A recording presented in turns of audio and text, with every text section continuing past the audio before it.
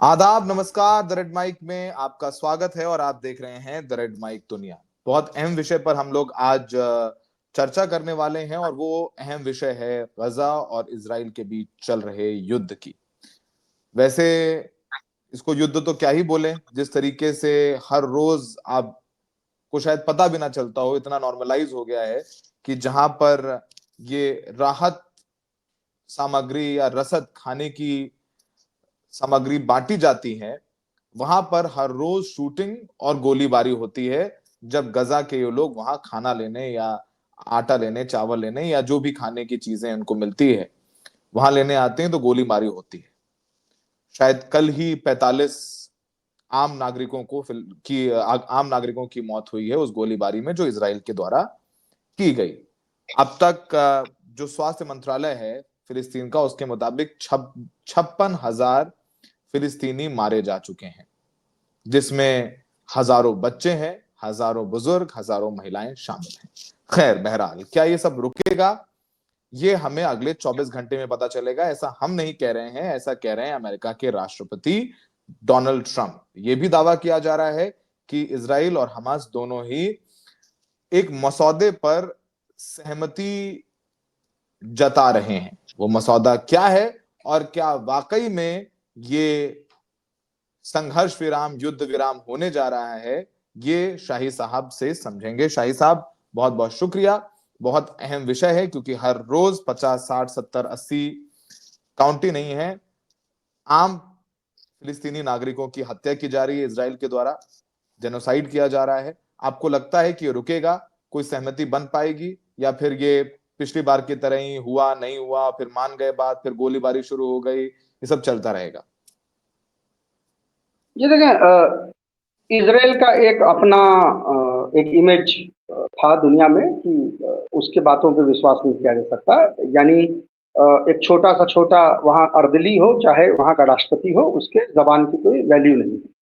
और ये पूरी दुनिया मानती है। जैसे आप अब यूरोप में भी तमाम जो पोल्स होते हैं उसमें उनके, अगर आप अप्रूवल रेटिंग को देखें तो वो वहाँ पे आपको नज़र आता है। इसके अलावा भी एक आध बार कभी जब दुनिया में, जिसको हम अपने मीडिया के ज़बान में कहते हैं हॉट माइक इवेंट हो जाता है, जो कई बार ऐसा होता है कि कोई हेड ऑफ स्टेट ऐसे होते हैं जिनका माइक ऑन रह जाता है और वो उनके अंदर की जो समझ है या बात है वो बाहर चली जाती है। तो उसमें भी कई बार आपने, चाहे वो बराक ओबामा हो, चाहे वो जो बाइडन हो, चाहे वो दूसरे देशों के हेड ऑफ स्टेट्स हों, उनका आप ओपिनियन जब आप सुनेंगे तो आपको पता चल जाएगा कि जब कैमरा ऑन नहीं रहता है तो ये लोग इसराइल के जो पॉलिटिकल क्लास है उसके बारे में उनकी क्या राय है। लेकिन बात यह है कि अमेरिका की भी अब वही इमेज है कि जो अंग्रेजी में हम लोग कहते हैं कि the deals are not worth the paper they are signed on. Donald Trump इतना झूठ बोलते हैं कि उनके देश के ही जो अखबार हैं और टेलीविजन चैनल हैं वो लाई मीटर चलाते हैं कि दिन में कितना झूठ बोलते हैं। चाहे वो पेरिस क्लाइमेट अकॉर्ड हो, चाहे वो नाफ्टा डील हो, चाहे वो उसके अलावा भी तमाम, चाहे जेसीपीओए न्यूक्लियर डील हो ईरान के साथ, ऐसी कोई भी डील नहीं है जिसको अमेरिका ने साइन ना किया हो और फिर उसकी वादा खिलाफी ना की हो। पूरा का पूरा इतिहास अब अमेरिका का भी बन गया है, इसीलिए कोई उनके किसी भी बात पे विश्वास नहीं। तो अब ये जो नया मसौदा है इसमें डोनाल्ड ट्रंप कहने की नहीं नहीं, इसमें बहुत हम सीरियस हैं और हमारा दबाव जो है नेतन्याहू पे और फलाना ढिमकाना है, पर ये सारी चीजें अभी अभी अभी तो न्यूक्लियर डील ईरान के साथ निगोशिएट कर रहे थे और बीच में वॉर की प्लानिंग कर रहे थे। तो इस पर विश्वास किसी को नहीं है।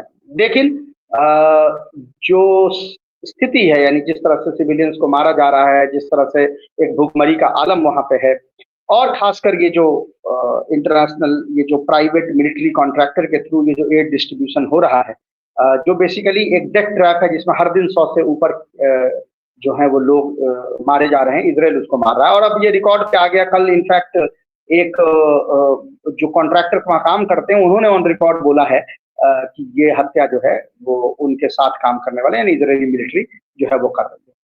लेकिन इसी बीच ये मसौदा भी है। मसौदे में को अगर देखें तो ये विटकॉफ का जो जनवरी वाला मसौदा था, मोर और लेस उसी के जैसा दिख रहा है कि आधे जो प्रिजनर ऑफ वॉर हैं, ये जो अब हमास के पास हैं, उन आधे प्रिजनर ऑफ वॉर्स को धीरे धीरे करके छोड़ा जाएगा।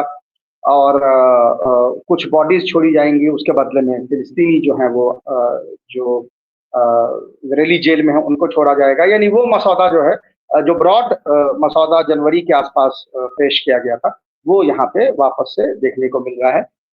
हालांकि और भी डिटेल्स हैं जिस पे आगे हम बात करेंगे इस प्रोग्राम।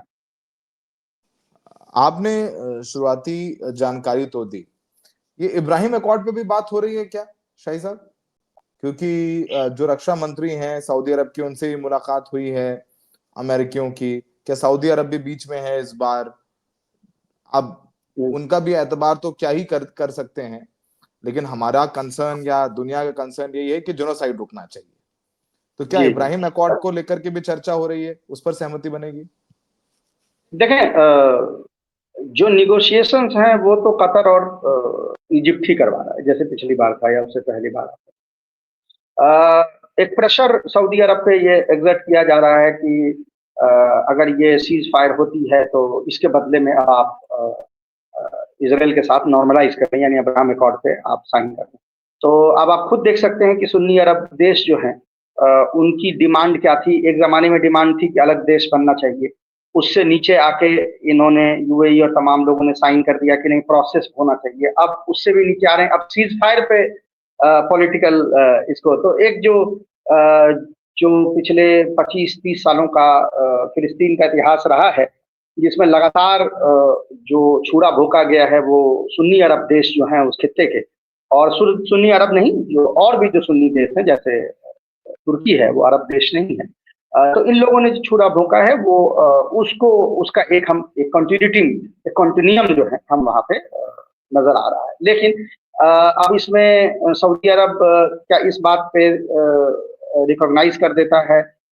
मुझे मुश्किल लग रहा है कि सिर्फ इस चीज पे, क्योंकि उसके यहाँ इंटरनल प्रेशर बहुत है। अगर सऊदी अरब का बस चलता और एमबीएस का बस चलता तो ये कब का रिकॉग्नाइज कर चुके होते। एमबीएस को भी ये डर है कि कहीं ऐसा ना हो कि उनके यहाँ के यूथ, जिनको वो डांस शोज और तमाम रॉक शोज करवा के अपने तरफ खींचने की कोशिश में थे, उन्होंने लाइव गाजा का जेनोसाइड देख लिया अब 1.5 साल से।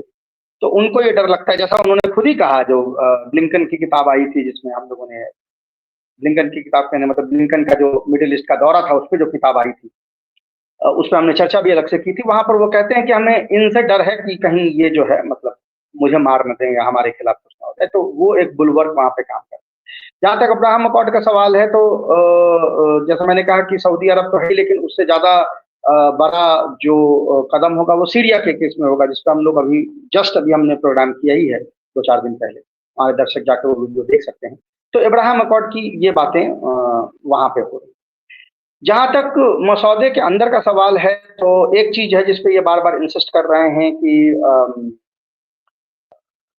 Hamas will have no role in running Gaza.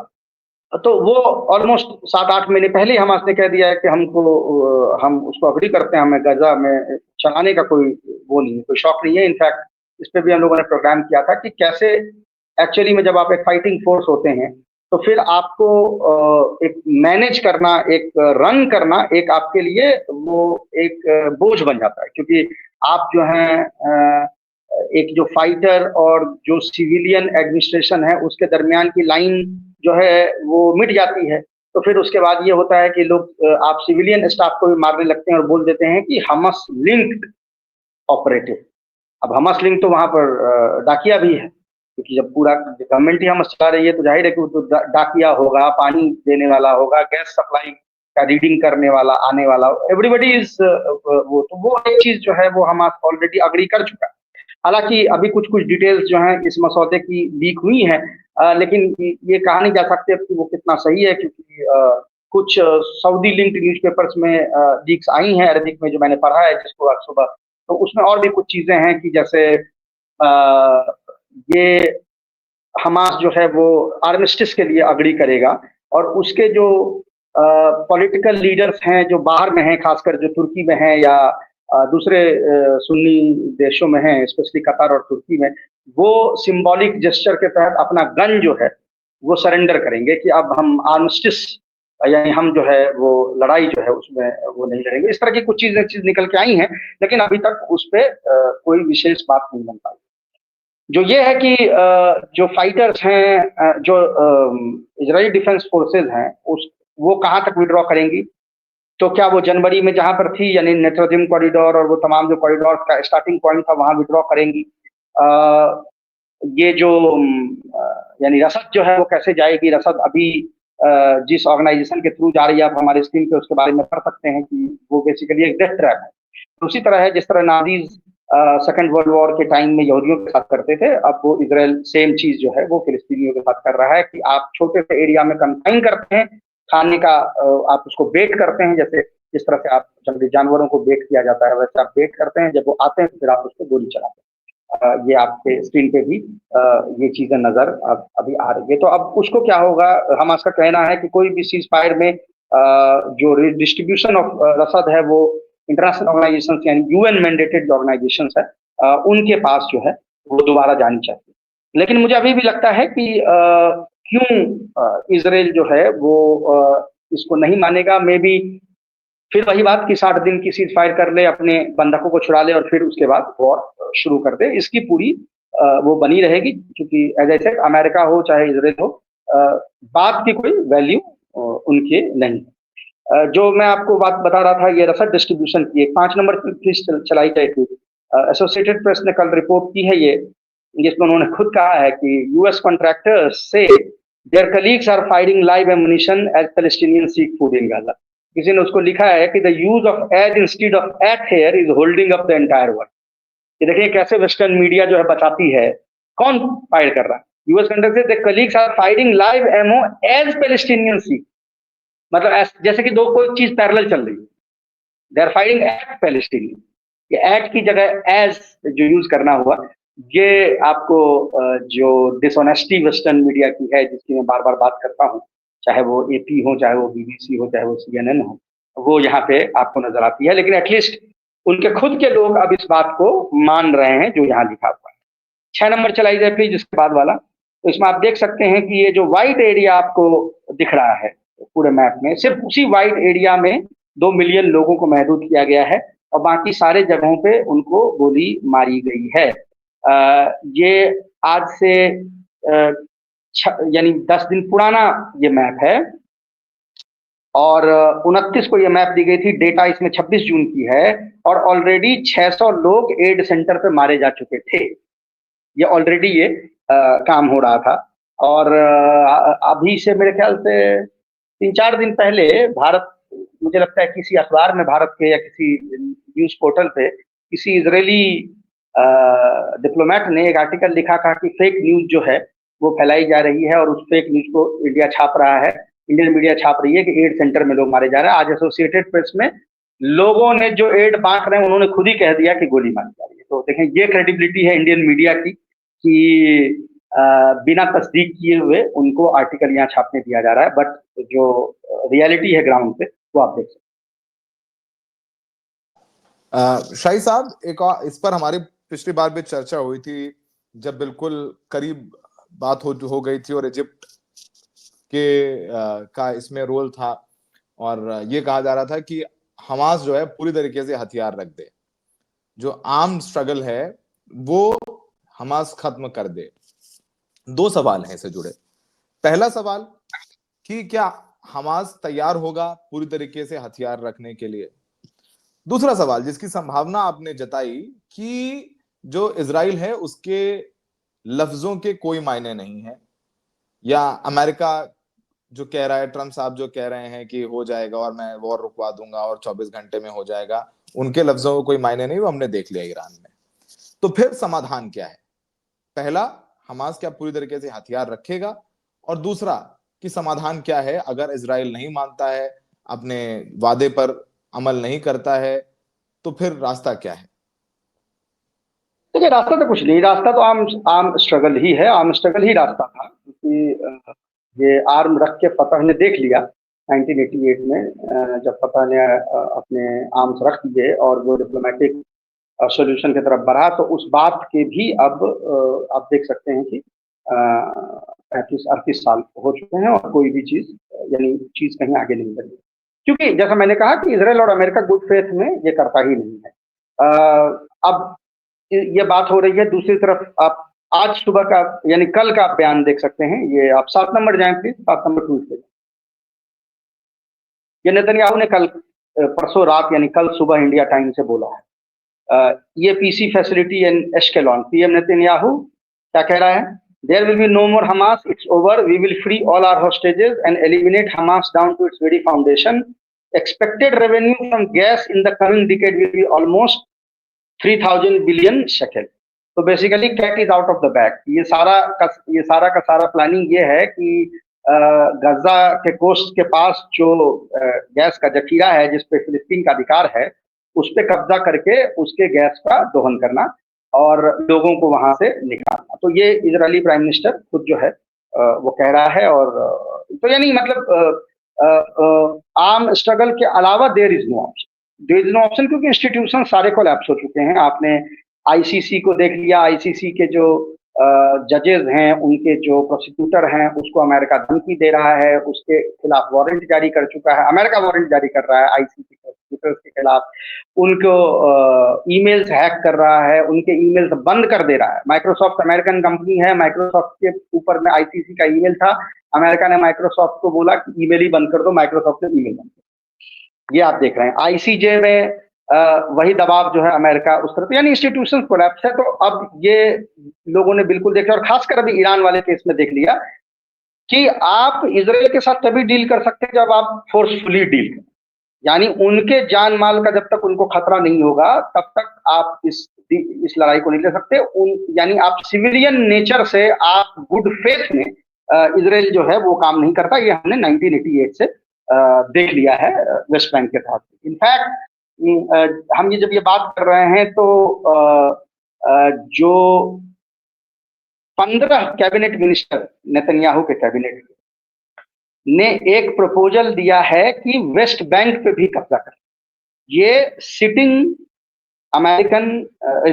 Israeli cabinet minister हैं जिन्होंने ये प्रपोजल लिखा। तो अब आप समझ सकते हैं कि कौन सा कानून, कौन सा इंटरनेशनल ये और किसकी बात हो रही है। और दूसरा ये भी कि फिलिस्तीनियों को भी अब ये समझना होगा कि they are on their own, वो है, और ईरान और उसके जो एलाइज हैं वही उन्हीं से मदद मिलेगी। किसी भी सुन्नी देश से, चाहे वो सऊदी अरब हो, चाहे वो बहरैन हो, कतर हो, चाहे वो इजिप्ट हो, तुर्की हो, किसी भी सुन्नी देश से किसी भी किस्म की एक्सपेक्टेशन उनको नहीं रखनी चाहिए। हालांकि ये जो एक सेक्टेरियनिज्म, बाइगॉटरी जिसको तकफीर कहते हैं अरबिक में, वो एक सेक्शन है पैलेस्टीनियन का, उसमें भी पाया जाता है। जहाँ की जितना भी उनको ये जो सुन्नी देश हैं जितना भी लात मारते हैं वो उतना ही उनके पास जाता है। खासकर जो ये फतह फैक्शन के जो लोग हैं और खासकर जो वेस्ट बैंक में जो रूल कर रहे हैं, वो उन जितना लात मारो वो उनके तरफ ही जाते हैं। और उनका जो रैंकर और उनका जो जिसको कह सकते हैं कि हेट्रेड है, बिगटरी है, which is again sectarian in nature, that is reserved for Iran and axis of resistance। तो मुझे लगता है कि ये अगर समझ अभी भी नहीं आई है फिलिस्तीनियों को, तो आई थिंक काफी डार्क जो है आगे फ्यूचर उनका रहने वाला है, if they are dependent on the good faith of Sunni countries, especially but not limited to Qatar, Turkey, Saudi Arabia, Egypt and all. Shahi sahab, ये आपने बहुत डिटेल में समझाया, लेकिन अभी जो नेतन्याहू साहब का आपने बयान का भी जिक्र किया और दिखाया भी था, नेतन्याहू साहब कह रहे हैं कि जब ये युद्ध खत्म होगा तब हमास का कोई वजूद नहीं रहेगा, हमास विल नॉट एग्जिस्ट, और हमास का पूरी तरीके से सफाया किया जाएगा। और तो क्या ये संभव है? 60 दिन के, चलिए 60 दिन के लिए ही बात हो जाती, चलिए 60 दिन के लिए युद्ध विराम हो गया। पिछली बार भी जब हुआ था तो हमास ने बंधक लौटाए थे और उन बंधकों ने अपनी जो आप बीती थी वो भी बताई थी। अमेरिका कह रहा है सहमति बन गई है 60 दिनों की, माननीय प्रधानमंत्री इजराइल के कह रहे हैं कि हमास को सफाया कर देंगे। मतलब चल क्या रहा है? मतलब ये मतलब ट्रम्प कुछ कह रहे हैं, नेतन्याहू कुछ कह रहे हैं, 60 दिन के अगर मान लीजिए बात बन जाती है, 60 दिन के बाद क्या? तो आपने जैसे कहा कि आर्म्ड स्ट्रगल, तो इसराइल तो रुकेगा नहीं, इसी तरीके से वो मारता रहेगा लोगों को, जो राहत सामग्री लेने आएंगे, रसद लेने आएंगे, उन पर गोलीबारी होगी। जी देखें, मिलिटरीली तो हमास को आप डिफीट नहीं कर सकते हैं। ये अभी पिछले हफ्ते भी 20 इजरायली सैनिक जो है मारे गए हैं। जो जरा सा उन्होंने कोशिश की घुसने की, तो 20 से ऊपर इजरायली सैनिक पिछले हफ्ते सिर्फ मारे गए। तो वो अब जाहिर है कि डोमेस्टिक ऑडियंस को बोलना और उनको ये कहना और समझाना एक अलग बात है, पर मिलिटरीली और वही रीजन है कि आप सिविलियंस को मारते हैं, क्योंकि आपको क्योंकि इसराइली पब्लिक जेनोसाइडल है, जो कि बार बार सारे सर्वेज में आती है। अभी कुछ दिन पहले भी एक सर्वे हुआ था, जो इसराइली न्यूज़पेपर के सर्वेज होते हैं, उसमें उनका जेनोसाइडल नेचर जो है वो इसराइली पब्लिक का वो निकल के आता है। तो उनको सेटिएट करने के लिए, यानी वो जो जिसको आप कह सकते हैं कि लहू तृष्णा जो होती है, वो वो रक्त तृष्णा को सेटिएट करने के लिए ये जो है आपको नजर आता है, ये जो किलिंग सिविलियंस की होती है। और ये तमाम जो विदेशी अखबार हैं, चाहे या इजरायली जो टीवी और अखबार हैं, उनके जो सर्वेज होते रहते हैं, उसमें ये चीज बार बार निकल के आती है। हमें याद है जब ये बात हम आज से साल 1.5 साल पहले कहते थे, तो कुछ टू क्लेवर बाय हाफ जो ऑडियंस थी वो आती थी, कहती थी आपने कैसे ब्रॉड स्ट्रोक में पेंट कर दिया। अरे ऐसे ब्रॉड स्ट्रोक में पेंट कर दिया क्योंकि 20 साल से वहीं जा रहे हैं, वहां के लोगों से मिल रहे हैं, वहां कवर कर रहे हैं, तुम्हारे जैसा एसी रूम में नहीं बैठे हुए। तो अब वो चीज सर्वेज में निकल के आ रही है, तो अब इनके मुंह पे ताला लग गया है कि भाई जब खुद ही इजरायली सर्वेज में ये कह रहे हैं, अच्छा छुपा भी नहीं है, ये मान के चलिए कि अगर अगर आज आपके सर्वे में 80% इजरायली ये कहते हैं कि वी सपोर्ट जेनोसाइड, क्योंकि वो कह रहे हैं, तो मान के चलिए कि ये नंबर और ज्यादा होगी, क्योंकि सर्वेज में तो कई आदमी मतलब अच्छा दिखने के लिए अपने जेनोसाइडल इंटेंट का बयान नहीं करते। far more chances of people not admitting to the genocidal intent than admitting to it on camera or on newspaper। ठीक है, तो वो चीज यहाँ पे नजर आ रही है, तो उनको सेटिएट करने के लिए भी बात होती है। बट अल्टीमेटली बात घूम के वहीं पे आती है कि नेतन्याहू को डर ये है कि अगर वॉर खत्म हो गया और चुनाव हुए और वो चुनाव हार जाते हैं, तो उनपे जो करप्शन के चार्जेस लगे हुए हैं उससे उनको जेल में जाना होगा। और यही रीजन है कि ट्रंप बार बार इस तरह के ट्वीट करता है या इस तरह का वो ट्रूथ सोशल पे लिखता है, जिससे कि अब देखें आपने वो 10 नंबर प्लीज चलाए जाए। अभी पिछले हफ्ते उन्होंने लिखा है कि बीबी जो है वो वॉर हीरो हैं और नेशनल हीरो हैं, और उन पे से ये करप्शन के चार्जेस जो हटा लिए जाए, क्योंकि जैसे उसके ऊपर से करप्शन के चार्जेस हटेंगे, उसको डर ये खत्म हो जाएगा कि मैं जेल जाने वाला हूं, तो शायद वो इसके लिए तैयार हो जाए, आर्मिस्टिस के लिए तैयार हो जाए। तो ये बात अमेरिका भी समझता है और वो उस तरह से बोल रहे हैं। लेकिन इसराइल में इसको इस तरह से देखा जा रहा है कि उसके जो विरोधी हैं वो कहते हैं कि अगर ये नेतन्याहू ने ये ट्रंप को कहा है कि तुम ऐसा लिखो, तो this will be considered as infringement upon the judicial process inside Israel. तो वो इसराइल के अंदर के जो अपने जो जिसको कह सकते हैं वो एक दूसरे के खिलाफ जो चल रही है पूरा मोर्चाबंदी है, वो अलग है। लेकिन इसका मतलब ये नहीं है, मैं बार बार ये कहता हूँ कि इसका मतलब ये नहीं है कि नेतन्याहू को इजरायली इसलिए हेट कर रहे हैं क्योंकि वो जेनोसाइड हो रहा है। कि अभी इलेक्शन हो जाए और नेतन्याहू हार जाए तो इंडियन लिबरल उछल के आने लगेंगे, कहने लगेंगे देखिए वहां की जनता ने नेतन्याहू को हरा दिया क्योंकि वो जेनोसाइडल थे। नहीं, जनता खुद जेनोसाइडल है, 86% कह रही है कि हमको जेनोसाइड पसंद। तो हराना इसलिए क्योंकि करप्ट भी है। इलेक्शन किस बिना पे हो रहे हैं ये इंपॉर्टेंट है समझ। अगर इलेक्शन करप्शन के बिना पे हो रहे हैं और चुनाव हार रहे हैं, तो आप ये नहीं कह सकते कि हार इसलिए गए कि जनता इनको हराना चाहती। तो ये जो इंटरनल जो एक आप देख रहे हैं खींचातानी है, वो भी इसको गाइड करती है। तो देखते हैं अब फाइनली जो डॉक्यूमेंट रिलीज होता है उसमें क्या चीज लिखी होती है, तो उसके बाद फिर हम उसको एनालाइज करेंगे कि ये कहाँ तक जाती है। फिलहाल डॉक्यूमेंट्स दोनों के पास पहुंच चुकी हैं। हमास ने भी कहा है कि by and large they agree to the document. Israel भी कह रहा है कि by and large they agree to the document. बाकी जब ऑफिशियल कोई अनाउंसमेंट होगी तो हम आपके पास उसका भी विश्लेषण लेते हैं। बिल्कुल, ऑफिशियल जो अनाउंसमेंट होगी वो कितने दिन तक ऑफिशियल रहती है वो तो इसराइल पर निर्भर करेगा। हाँ करने के बाद भी बहुत सारी चीजें बदल जाती हैं कुछ दिनों में। तो फिलहाल ये अपडेट था जो संघर्ष विराम को लेकर मसौदे को तैयार करके दोनों पक्षों को भेजा गया, उस पर हमने चर्चा की, उस पर एनालिसिस किया, माना जाएगा तो क्या होगा, नहीं माना जाएगा तो क्या होगा। लेकिन फिलहाल हर रोज जहां राहत सामग्री बांटी जाती है वहां पर फिलिस्तीनी आम नागरिकों की हत्या की जा रही है। हमें देखने के लिए बहुत बहुत शुक्रिया।